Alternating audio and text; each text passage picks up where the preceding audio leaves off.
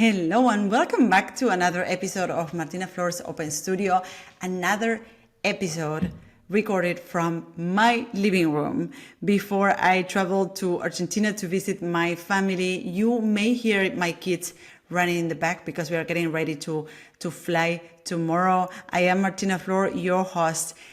And today we are delving into a topic that is all too familiar for many of us creatives, which is procrastination.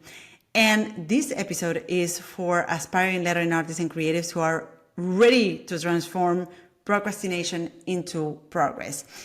And I want to tell you that even though I am able to give a lot of steps and frameworks and systems that you can put in place to avoid procrastination and to reach your goals, I have to say that I'm not safe from procrastination myself. In fact, I have a long story with procrastination. And before we dive into the steps that I want to share with you today, I also want to share a personal story, which is really a tale of procrastination and which, at that time, stopped me from achieving my dreams, right? And how overcoming that really and taking action really changed my path and my career and my life. And in the past I used to tell myself I will leave it for later, right?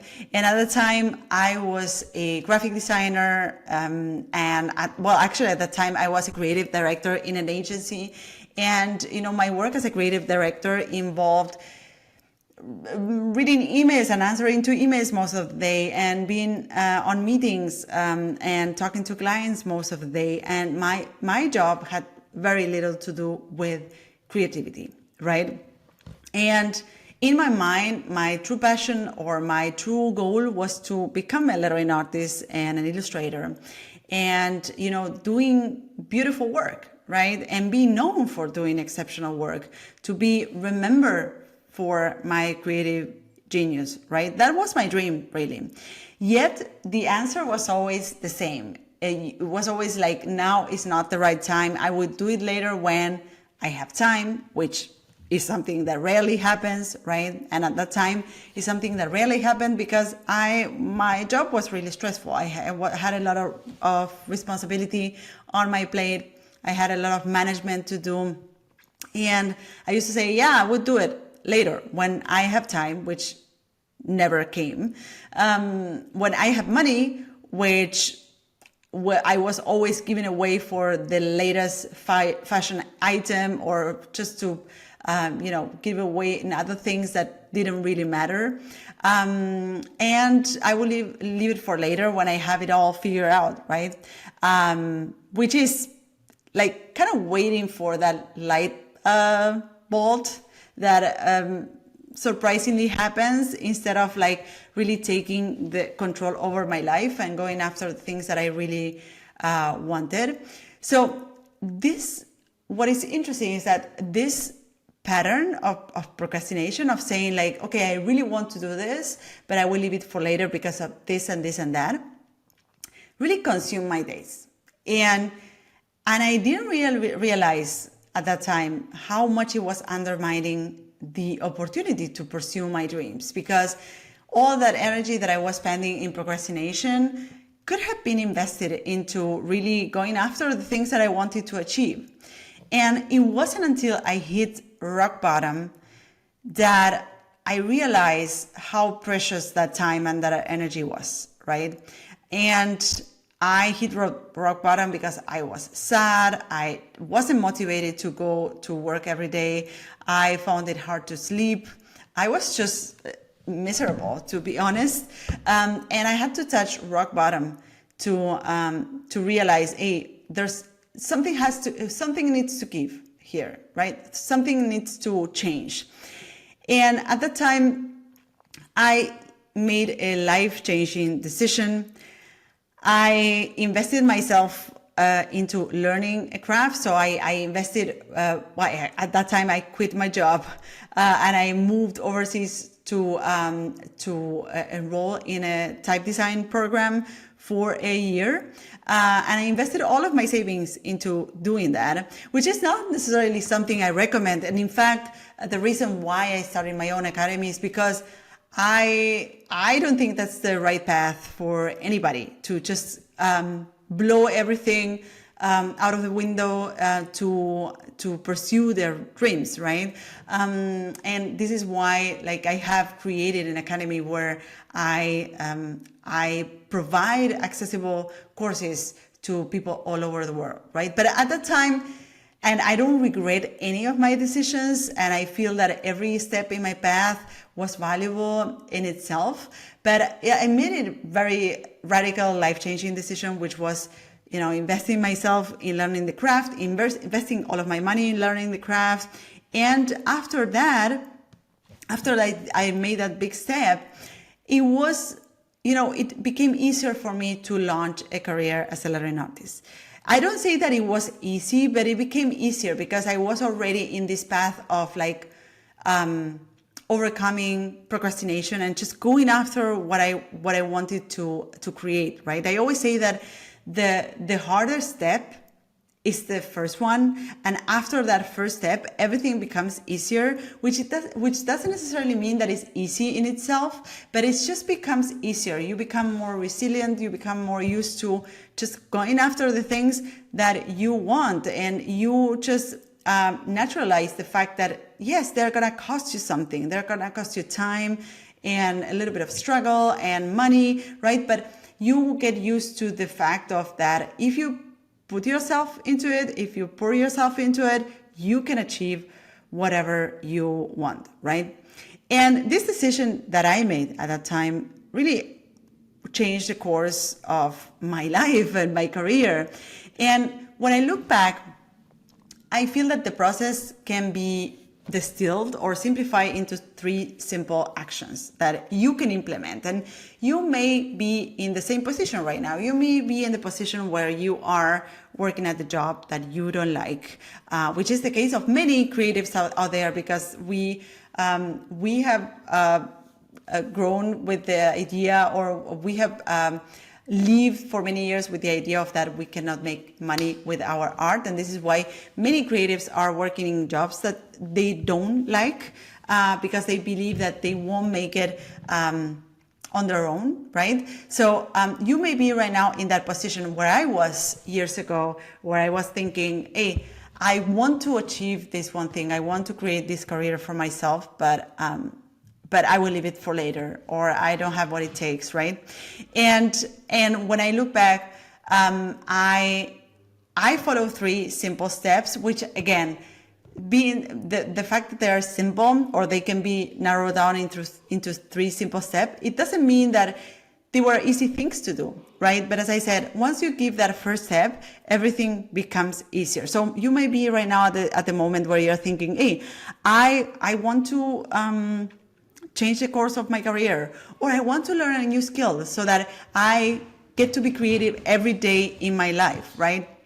Or I want to start this, or I want to start a new income stream in my business, right? Or I want to be more visible, right? I want to put myself out there, right? On social media or on the internet, or whatever you want to put yourself out there. So you may be in that moment where you want to do a certain thing and you're procrastinating around it. You're thinking, oh, I'm gonna leave it for later. Right now is not the right time. I will do it when I have time, money, all the things that I was saying to myself, right? So here are the steps that you can follow, or here are the 3 steps that I think are key to sort of go from procrastination to progress, right?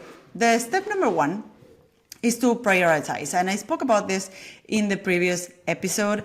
I mentioned that if everything is important, nothing is important. And prioritizing is really essential so that your focus goes into that one thing that is important, right? Because if you have too many things on your plate, if you have too many priorities, your energy spreads thin. And the fact, you could say to me right now, hey, but I have a lot of energy. I really want to make this happen, and I have a lot of energy. So I want to do all of these things at the same time, right?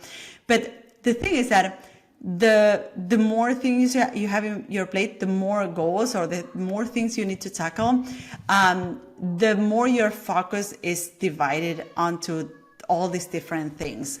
And what I've observed throughout the years with myself, my business, the work that my team does, for instance, and also the results that my students get inside my community of lettering artists, is that the more things or the more your focus spreads, the less effective it becomes, right?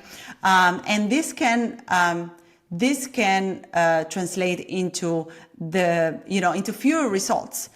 So if your goals are around building a portfolio, then you won't get to do as many pieces as you wanted to add to your portfolio. If your goal is starting your business, well, maybe it's gonna take longer than you initially set out to do, because you are just doing too many things at the same time, right? So prioritizing is essential so that your focus can be redirected into some specific direction, so that the results will be a lot stronger. Believe me, the more you prioritize, the more you define a few goals, a few things that you want to do first, the better results you will get, right?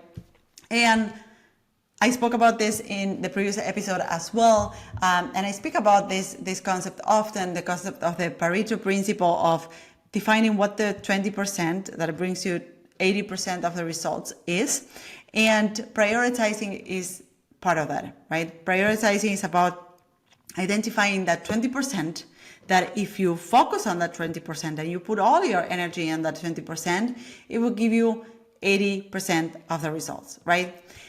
So step number one is prioritizing, defining what is important to you right now, right? And then focusing on that one thing. Step number two is time management, right? And this is a big one for us creatives, because we want to do it all. We have so many ideas, and we have so many things that we want to create in the world, right? But we only have 24 hours a day, right? So time management is essential, right? And I think it's important for you to assess your daily schedule. Are you wasting precious hours on emails? Are you getting lost on social media, right? Are you spending too much time on tasks that don't really move the needle of your business, of your creative endeavors, right? So time management is really essential, right? And one hint I want to give you that really also changed a lot the way I manage my time is that I go about tackling the tasks of my day through how I prioritize my tasks. Let me explain this. So when I start my day, I start doing the one thing that is the most important. I start by this one thing, which I wouldn't say is the most intuitive. Normally we say like, oh, I will start with the small tasks. So I get those out of my plate. I feel like I've done a lot. And then I move on to the things that are really tough, right? So flip that relationship. Start by the things that are the toughest, which normally are the ones that move the needle of your life or your business, right? So right now, when I start my day, I do the things that I am resisting the most, which are normally the ones that really move the needle of my day. And once I get those done, I move on to the rest of the tasks, right? Answering emails or checking social media or all of the rest, or answering, I don't know, phone calls or things like this, right? So start by the things that are most important and then move on to the rest, right? And This will allow time for you to make time for what truly matters, right? So for instance, if you want to improve your skills, then put that first in your day, in your calendar, and then move on to the rest of the stuff, right? If you are decided to build a portfolio so that later on you can launch your career as a lettering artist, then put that first. Make that the one thing that you would do in the beginning of the day. And then you will move on to the rest, right? Reading emails or answering messages, right? In fact, personally, I have 2 moments in the day where I answer emails or I read emails, which is at midday. So after I have done all the important things, I read emails and then I close my email app and I do the rest of the work. And I normally read emails at 15 or at 3 p.m. when I'm about to leave work, right? So I allocate 2 moments in the day where I read emails, and then the rest of the day is my time. I schedule the things that matter to me, and of course I schedule the most important things. I schedule them first. So that's the step number 2. Time management. So step number 1, prioritize. What is important to you? Step 2, time management. Allocate time to do that first and stop wasting your precious time into things that don't really matter. And step number 3 is commit and be consistent, right? So all of these things that I mentioned before, prioritizing, managing your time, they are a lot about habit, right? And they're a lot about building that habit. And a habit is not something that you just plug and play. A habit is something that you work on, and you have to do it consistently so that it becomes part of your routine. And once it's working, once it's installed, it is installed, right? We are human beings. We are people of habit. I'm a person of habit, and I follow a routine, and it's very hard for me to go out of that routine, and that may be seen as something negative, but at the same time, it is something really powerful, because it means that if you want to incorporate a habit, you just need to make it a habit, and then it will stick. Right? So that means that if you want to become that person who draws every day or creates every day or is creating a piece of work every day so that you can build a portfolio, then it means that you can create that habit. And once you create that habit, you can make that happen. So the step number 3 is commit and be consistent and invest yourself, right? You need to take the plunge into what really matters to you. I know that by experience that is sort of like the hardest step, to take the plunge and to say like, hey, I'm gonna do this. But once you do that, it has the potential of changing your life, right? But I feel that when I look back in my own journey of, pivoting careers and doubling down on my skills and then building a career on those skills, on my lettering skills, had a lot to do with these 3 steps. Number 1, prioritizing, defining, from all the things that I'm doing in a day, what is important to me? What really matters to me, right? And once you're clear on that, then your focus can go in this direction. The step number 2 was time management. Okay, what are the things that I'm gonna put first in my day? How am I gonna administrate my time, which is my most precious resource, to make that happen, right? And the step number 3 is investing yourself and committing to that, right? So that it becomes your life, or it becomes part of your routine, right? Artists that are working as artists, part of their routine is creating art, right? But they had to take that plunge into turning that into their daily routines, right? And turning that into their livelihoods. These are the steps that I personally use over the years to build the business that I have right now, which enables me to do the work that I love. And throughout the last over 13 years has allowed me to create lettering work and make a living with it, and winning awards and traveling the world, just spreading the voice about the art of lettering, right? And it's something that I try to share constantly with my students. I try to share that with you here, that there's nothing special about me. There's nothing innate in me that has allowed me to do this. It's just about, following those steps, being able to say, hey, what is important to me, right? How can I manage my time, which is my most important resource, to make it happen? And step number 3, committing to it, right? I think, or I know for a fact, that those that have achieved building a career with doing the work they love is mainly because they have stayed around, because they sticked around, they continue doing the thing every day, right? Until that compounding interest started to build up and allow them to really build the business or the career that they wanted to build, right? Now, before we wrap up this episode, I want to invite you, and I mentioned this in the previous episode, I want to invite you to my extra black party. My team and I organize an extra black party for the end of the year that is starting on November 13.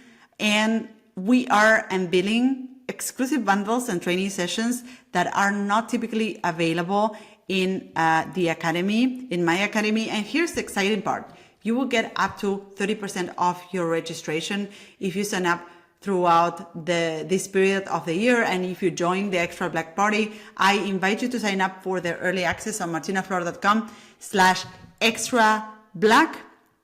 So go ahead. I'm going to leave the link on the show notes so that you can join. This season is really a great chance to join one of our training programs, and to make sure that you don't miss out on any of these opportunities. Then I invite you to sign up for the early access list on martinaflor.com/extra black.